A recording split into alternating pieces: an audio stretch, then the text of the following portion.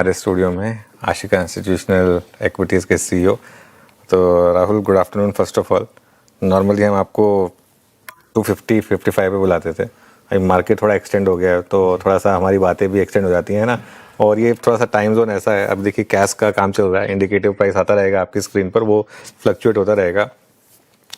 हमारे मार्केट ने eight index level चलना या गिरना दोनों बंद कर दिया है। ये फेज कब तक रहेगा? 2 साल हो गए हैं अब ऑलमोस्ट, हम एक रेंज में ही घूम रहे हैं। Good afternoon Anuj, thank you for having me on the show.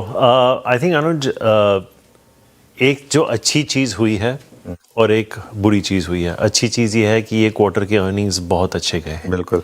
बहुत समय के बाद अपग्रेड्स देखने को मिल रहे हैं। आई थिंक एक्सपेक्टेशंस इतने कम थे इस अर्निंग सीजन में जाने से पहले कि आई थिंक अगर फेस्टिव सीज़न जो अभी हाल ही में शुरू हुआ है, आई थिंक फ्लिपकार्ट वगैरह के जो सेल्स 10 अगस्त से चालू हुए हैं, आई थिंक ये पूरा दिवाली तक 3 महीने का पीरियड रहेगा। अगर डिमांड सस्टेन हुआ तो हो सकता है कि FY28 के अर्निंग्स भी थोड़ा इंक्रीज़ हो जाए। आई थिंक जो थोड़ी नेगेटिव न्यूज़ आ रही है वो US से आ रही है पिछले 48 घंटे में on their stance on Iran. और आपने देखा कच्चे तेल के दाम भी करीबन 90-95 के बीच में जा चुके हैं।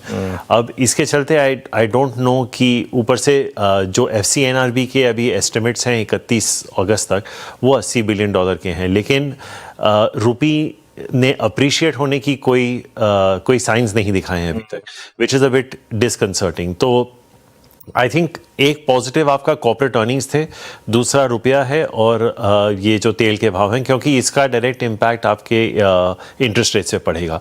आई डोंट थिंक कि रिजर्व बैंक ऑफ इंडिया तुरंत एक्ट करेगा। मुझे लगता है कि वो शायद डिमांड देख लेंगे फेस्टिव सीजन का, और जो कि बाजार की एक्सपेक्टेशन है कि शायद एक 25 बेसिस पॉइंट का हाइक आ सकता है, मुझे लगता है अगर आ गया तो दिसंबर तक आ जाएगा। लेकिन अनुज, आई थिंक इससे ज़्यादा बड़ी बात, जैसे आपने कहा कि 2 साल में, अगर आप 3 साल का भी देख लें तो आई थिंक निफ्टी करीबन इसी के लेवल के आसपास होगा। आई थिंक लास्ट 3 अगस्त हम लोग इसी लेवल के आसपास हैं। एक अच्छी चीज़ यह अनुज कि कंजम्पशन थोड़ा रिवाइव होता हुआ दिख रहा है। और मुझे लगता है कि दिवाली के बाद till 2029 elections, I think government will be in election mode only, क्योंकि जहाँ तक मेरी अंडरस्टैंडिंग है करीबन 20 स्टेट इलेक्शंस के 20 states are going to election starting Feb-March, and of course some very big states election phase में कब नहीं रहे हैं, ये बात तो ज़रूरी है अनुज, लेकिन आपको याद होगा कि फिलहाल जो गवर्नमेंट है, it is a BJP lead government, but it is in the minority. और उसका एक सबसे बड़ी वजह थी उत्तर प्रदेश लास्ट इलेक्शन में, अभी सबसे बड़ा इलेक्शन। और हाँ जी, और वो Feb-March में UP का इलेक्शन आ रहा है। तो I think from a consumption stand point मुझे लगता है कि थोड़े डोल आउट्स हो सकते हैं। तो I think consumption should land up doing well. बारिश काफ़ी हद तक पिकअप हो चुकी है, which is a good sign. आपको याद होगा जून में करीबन 40% की डेफिशिएंसी थी, वो काफ़ी हद तक on at least in some select state surplus में भी चली गई है। So that's a good thing. So I think it's a difficult call Anuj, and I think इसीलिए मार्केट कुछ कर नहीं रहा, क्योंकि एक तरफ आपकी अर्निंग्स अच्छी आ चुकी हैं, लेकिन मैक्रोज अभी भी तो आपको लगता है कि थोड़े डामाडोल हैं। तो मुझे लगता है कि अगले 2-3 महीने में आपका निफ्टी यही कुछ 23,500, 25,000-25,500 के रेंज में रहेगा। लेकिन अनुज, आपको याद होगा कुछ महीने पहले हमने चर्चा की थी, जैसे मैंने कहा था कि जैसे ही दिवाली खत्म होगी और मुझे लगता है कि अर्निंग्स अपग्रेड्स आएंगे, और अगर ये सब हमारे, if you are able to put all this behind us, I still maintain my view के the Nifty could potentially be somewhere between 32,000 to 35,000 by next Diwali. That view is by and large unchanged. 1000 by next Diwali. अच्छा राहुल, जिस समय अवधि का जिक्र आपने किया जिसमें हम मशरूफ रहेंगे चुनावों में, बड़े बड़े राज्यों के चुनाव, हमें एक बात नहीं भूलनी चाहिए, उस वक्त इस पूरे काल में भी अमेरिका के राष्ट्रपति डोनाल्ड ट्रंप ही रहेंगे। ये ईरान और US की वॉर, जो कि लग रहा था कि मई-जून में कि शायद वो खत्म हो गई है, वो अपने अंतिम पड़ाव में है, लग रहा है जैसे कि ये सिस्टम में उसी तरीके से आ गई है जैसे रशिया और यूक्रेन की वॉर थी। ऐसे में अगर क्रूड इसी ट्रैजेक्टरी में रहा और इसी प्रकार की अनिश्चितताएं रोज बनी रहीं, तो ऐसे में आप गोल्ड को कैसे ट्रीट करेंगे? आप ऐसे में गोल्ड से संबंधित सारी कंपनियों को कैसे ट्रीट करेंगे? ये वीरू, गोल्ड आई थिंक आपको किसी भी वक्त asset allocation you should have, that I am very clear about. अब ऐसी स्थिति में देखिए, क्योंकि हमारा कारोबार इक्विटी से जुड़ा हुआ है तो ऑब्वियसली एक झुकाव वहाँ पे रहता है, लेकिन despite what I told Anuj, I think इस सिचुएशन ऐसी है, अगर मेरा आउटलुक अगले 12-15 महीने में इतना पॉजिटिव है तो आई वुड से कि जो से मे बी 3-6 महीने पहले मैं कह रहा था कि 50 to 60% इक्विटी एलोकेशन होना चाहिए, वो शायद मैं थोड़ा अभी इंक्रीज करके 60-65%, अगर आपका रिस्क एपेटाइट है तो वो 70% में भी कर दूं, क्योंकि मुझे नहीं लगता कि 25 से 50 बेसिस पॉइंट का ज़्यादा रेट हाइक होगा। अगर हो भी गया तो विच मीन्स आप बात कर रहे हैं 10 ईयर यील्ड की around 7.1, which is not much higher than where we are currently. So I think fixed income has been a good asset class for some time. Of course आपको एक allocation होना चाहिए, आप एक 10-15% वहाँ allocate कर सकते हैं, और जो बाकी का 15% है I would still be in commodities and within that maybe 10% still on gold. तो ये हो गया asset class का। अब आपका दूसरा सवाल था कि gold से related companies, अगर आप मुथूट को देख लें, of course काफ़ी हद तक ROA और ROE जो ये 25% पे ऑपरेट करती थी, अब ये 16 से 18% के बीच में आ गई है, लेकिन इनके ROAs आज भी 4% प्लस पे हैं, and compare to historical valuations वो वैल्यूएशंस आज की डेट में है नहीं, because these are companies that have traded at even 4.5-5.5 times on a 1 year forward. अभी ये सारी कंपनियां आपको 3.5 टाइम के आसपास 1 ईयर फॉरवर्ड में मिल रही हैं। The joker in the pack is Manappuram, जिस हिसाब से वो कंपनी ने आके आंकड़े दिए हैं और जो हमारे चैनल चेक्स हैं, आई थिंक क्योंकि उनका एक वैल्यूएशन गैप भी है मुथूट के अगेंस्ट, आई वुड से कि आप अगर बैंक्स को हटा के NBFCs देख रहे हैं तो कुछ select housing finance, and I would be a buyer, you could buy both Muthoot and Manappuram. एक बायस ये है क्योंकि लिक्विडिटी मुथूट में भी ज्यादा है, market cap is a little higher, तो इंस्टीट्यूशनल होल्डिंग थोड़ी ज्यादा होती है, but I think I would certainly be a buyer in Muthoot at these valuations, and from an asset class perspective 10% मेरा एसेट्स गोल्ड में मैं इस वक्त रखता। ओके, 10% गोल्ड में रखते।